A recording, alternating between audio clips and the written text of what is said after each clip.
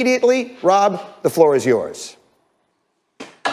So Bill Belichick, after one fumble, would have walked over to the training staff, grabbed a pair of scissors, and walked over to Zeke and cut off his sleeves. Because if you hold the football in your arm, if you hold the ball like this and you have a sleeve on, you know how easy it is to knock that out? You have no grip right here. If you're a running back or a receiver, you don't wear sleeves. That's like just, you know that. Rule number one, don't wear sleeves, because ball security is your number one rule. As a running back, secure the football. The fate of the team is in your hands. Bill Belichick would have, before he went even out on that field, would have said, take off those sleeves. What are you doing? After the first fumble, he would have walked over and cut him off. After the second, I was yelling at the television, take his sleeves off. Take his sleeves off. If I was a defender going against a running back, if it was cold outside and they had sleeves on, take the ball off him. Punch it out. Strip it out. He can't hold on to the ball with sleeves. What do you think, RC? No, that's exactly right. That's the first thing I said when I was asked this question on my first call for the Monday show was, why is he wearing sleeves? On so many different teams, the running backs aren't allowed to wear sleeves. The running backs or anyone that carries the ball can't wear sleeves, because Rob's exactly right. You can punch the ball out. The ball slips. It's easier to pull and tug on it and force fumbles. What I was really expecting Rob to say was, after the first fumble, he was going to cut the sleeves off. Then after the second one, he'd cut his arms off. Like, that's the type of Bill Belichick stories I was expecting. Because you know what? When Mike McCarthy put Pollard in, that was like cutting off Ezekiel Elliott's arms. That was saying to you, you know what? You can't do this anymore. But what this team is experiencing is the exact same thing that New Edition was experiencing when they fired Bobby Brown. Bobby Brown is gone. Your charismatic leader is gone. Can Johnny Gill step up and do the job? Can Bill DeVoe do what they need to do? And the backup singers weren't doing what they need to do on Monday. And the leader of that group is Ezekiel Elliott. So if he's fumbling and he's now taking accountability for it, you got to come out and play better this week. And that better be without sleeves underneath your shoulder pads. Speaking of taking accountability, Bart Scott, I've not had you here this entire week, and it's been a lot of talk about the anonymous sources in the Cowboys locker room, and their defense has been so bad. I'm just curious to hear what your thoughts have been on that. I mean, whenever we would have these situations in Baltimore, the anonymous sources, we would call that, I smell diesel fuel, because that means that somebody's backing the bus over somebody else. And in this case, it was Mike McCarthy and it was Mike Nolan. And I think, listen, that's cowardice, right? First of all, if you have something to say, and I think it was a lot of coded language when you heard Mike McCarthy say, come talk to me and talk to me as a man. Because we're grown-ups now. This isn't high school. This isn't college. This is professional football. And men have conversations, tough conversations with each other. I don't care if it's my coach or not. If I had an issue with what was going on with Mike Nolan or what was going on with what we're running, listen, it was real easy to be a front runner when, Dak Prescott was putting up 500 yards. But now that, the offense, he could coach then, right? But listen, every time you have a new coach, and I'm sure when Tomlin came in, Ryan had to deal with it as well. I had it with Harbaugh. You're always going to hit a tough spot, right? But, adversity doesn't define character. It reveals it. And the Cowboys reveal what type of character they have. They have a lot of front-running, cowardice football players, and they're not smart. Right? So you talk about Mike Nolan. I've been around Mike Nolan, and one thing I know about Mike Nolan is he's always prepared, overly prepared. He's the defense coordinator responsible for turning the Ravens into a 3-4 defense. So he has the answer to the test, but he doesn't have enough players with football acumen to be able to take what he's teaching and be able to apply it on the football field. We may have to come back to that one because I have other things I need to get to, but that is I can see the look on RC's face. That is an interesting thought. Meanwhile, we have to go run the hurry up. Diana Rossini again in our studio all morning long, and there's a lot of big news out there. Diana, what is the latest on the Saints' Michael Thomas? Yeah, Greeny, Michael Thomas's status for Sunday's game right now is up in the air. I spoke with sources in New Orleans, and he's dealing with a tweaked hamstring. He missed practice yesterday, and Mike, this is different than the injury we saw before the bye. He was dealing with a high ankle injury, so this is different. As of right now, he is day-to-day. We should know later today whether or not he practiced, but there's obviously some concern as the Saints get ready to face the Carolina Panthers. That feels like a big one. How about Antonio Brown? What's the latest there? Yeah, this is another big one, right? So Adam Schefter reported earlier this week that after Week 8, Antonio Brown is available, and the Seattle Seahawks seem to be all in on getting him on the roster. Russell Wilson is really basically running his campaign yesterday, talking to the media, saying he feels that the wide receiver is remorseful for all his past behavior, and he also says that he believes in him as a teammate. He obviously wants the receiver to join the Seahawks, so we'll see if that plays out.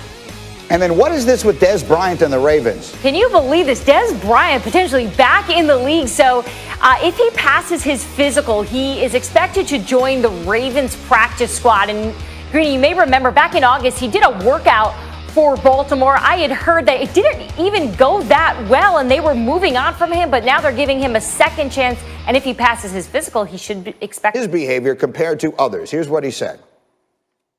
Kind of over, trying to play the right thing because, I love him to death, but there's people who have plenty of rings and consider the GOAT, and they do things on the sideline, and other people do things on the sideline and they get away with it, and it's classified as passion because they may have something behind their legacy or whatever it is. And to me, bro, we love this that much. It means that much. There's no way around it. I don't care if I have 0 rings, 12 rings, 20 rings. I love this game of football, and I'm not gonna keep dulling myself to for the world to feel like I'm mature or whatever word you would like to throw around it. I'm always gonna be me. That was interesting. And a lot of people seem to interpret that as taking a shot at Tom Brady. Yes. I don't think that's reasonable. I think he's taking a shot at people and the way they perceive Tom Brady and the way they perceive him. Rob Ninkovich, you played with Brady all those years. Is that a fair assessment that Odell just made? Look, there definitely has to be a difference. Just like the starting Pro Bowler sleeping in the back of the meeting room, are they going to cut that guy? No, there's a difference. Jimmy Johnson came to speak to our team one year, and he said they cut a player that was just a free agent because he was sleeping in the meeting. They asked him, what would you do with Troy Aikman? He said, I just go back there, hey, Troy, wake up. There's a difference. Tom Brady is screaming at his offensive line to be better in the Bears game. And guess what? The next game, they were better. OBJ is not a Hall of Famer just yet. He had injuries that has set his career back. Tom Brady's a Hall of Famer. There is a difference. You can see it, and definitely in the way he motivates his teammates. Difference. I'm going Tom Brady can do that because he's earned the right to do that with those 6 Super Bowl rings.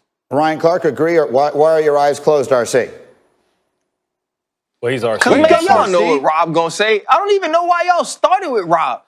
Y'all started with Rob so Rob could come out here and say, oh, Brady's better than everybody. He gets to do whatever the hell he wants. Well, he just got 6. He been cussing people out. So let's not say it's because he got 6. Now, he won extremely early, and that's fine. But we're not talking about the emotional deposits he's made in the bank accounts of the New England Patriots organization. We're talking about the media. We're talking about perception. We're talking about things that feel familiar. And Tom Brady has always had kind of this opportunity and this cachet because it looks right, because he's screaming and all it's passion. I love it when Tom Brady's all passionate. But you could look at Cam's sideline antics, the way that people hate on him and critique him. It's different. And now you go to Odell Beckham Jr. and you're saying that Odell's not a Hall of Famer yet. Well, technically, neither is Tom Brady. But Odell Beckham Jr. from the beginning had more Hall of Fame talent than Tom Brady. Odell Beckham Jr. was on a Hall of Fame track with a quarterback who was descending, who was at the end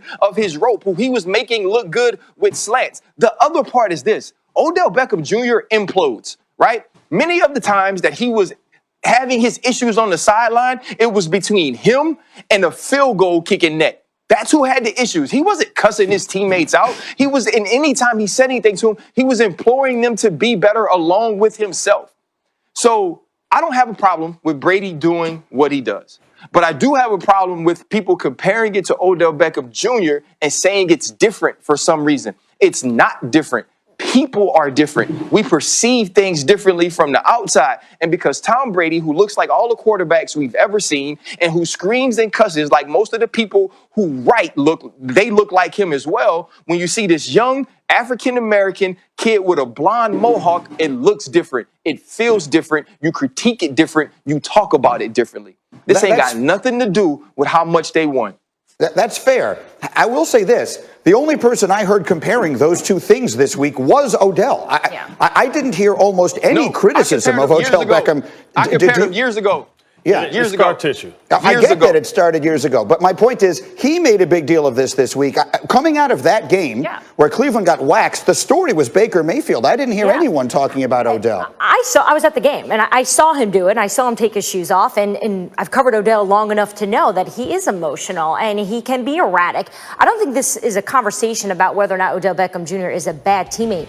This is Odell Beckham Jr. just being a bad version of Odell Beckham Jr. Ryan, I hear what you're saying about Tom Brady. He's done this all the time. He's earned that equity. Tom Brady is the quarterback. He's the leader of that team. Odell Beckham Jr. has shown zero leadership.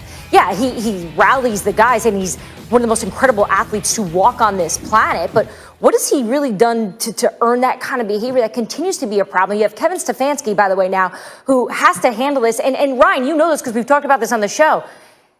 The idea of trading Odell Beckham Jr. is always on the table in Cleveland because of this stuff. They don't know how to handle him. Stefanski's had to deal with Stephon Diggs back in Minnesota. That's the closest he's had in terms of dealing with a very emotional wide receiver. But this, if you're not performing on the field, there's not a lot of openness to dealing with this because he's not doing enough. I fear we've lost RC. Let me get Bart Scott into the conversation. Go ahead, Bart. I mean, the whole thing, life's not fair. I mean, newsflash, Odell, you have to come to grips with it. I understand. I remember coming here and had the whole Mr. Can't Wait. And Tim Tebow came here, right? Tim Tebow comes, and guess who had to be his date to the Met Gala to be able to get in? Right? So, Tim Tebow can go over. He can go play baseball. I had a dream one time, Ryan. I had a dream of being a professional bowler. I thought I was going to be Pete Weber III. I thought I was going to be the next great thing, but I don't get those same type of opportunities. And listen, Odell Beckham is always going to have that narrative because until he becomes a winner, that's what's going to happen. Is it right? No. But we understand in this country, Ryan, we understand that sometimes the narrative isn't written by us and written by other people, and it's always going to be that way. I have exactly 1 minute left. RC, go. No, I don't think it has anything to do with the position you play necessarily. I believe that's only outside of the building. Because I worked in the building and I played for a team that won Super Bowls, that went to 2 Super Bowls, that our quarterback couldn't act that way. Our quarterback couldn't walk down to the defense and talk to us like Tom Brady talked to us. Right? Or like Tom Brady talks to those guys. Now, our linebacker, James Ferrier, he can say whatever he wants to me. Our wide receiver, Hines Ward, could say whatever he wanted to me because he worked that way, because he cared that way, because when we watched him at practice, he was outworking everybody there. And that's what Odell Beckham Jr. does. And for the most part, I've never heard a teammate have an issue with him. You tell me the teammate that has an issue with him, and we could talk about it. But they don't have him. They love him everywhere he goes. So I don't get it. I just don't get it. This is one of those days where we need like 4 hours. Yeah. It's a phenomenal I have to leave it there for the moment because we're up against the end of the hour. We will have more on this as we go. Coming up here on Get Up as well. We'll get back to the game last night. The Eagles' epic comeback as the Giants literally drop the ball and literally fall flat on their face. We'll talk about that and more. It's a Football Friday. Get Up on ESPN. Alicia can't choose between pizza or wings for the game. This isn't a midterm. We say D, all of the above, like new pizza wings at B-Dubs. The flavor of pizza on a wing.